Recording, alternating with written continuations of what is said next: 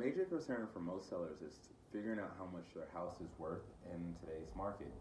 Now, the reason this is a concern is because they're curious how value is determined on a house. Most often in residential real estate, the comparison sales approach is how your value is determined.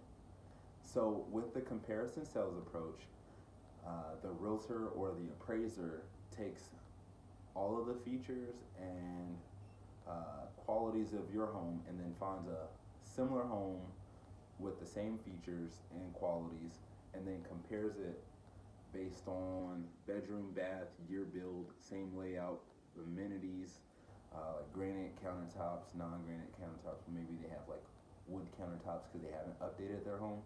And then they'll make adjustments based on the differences to determine the value of your home.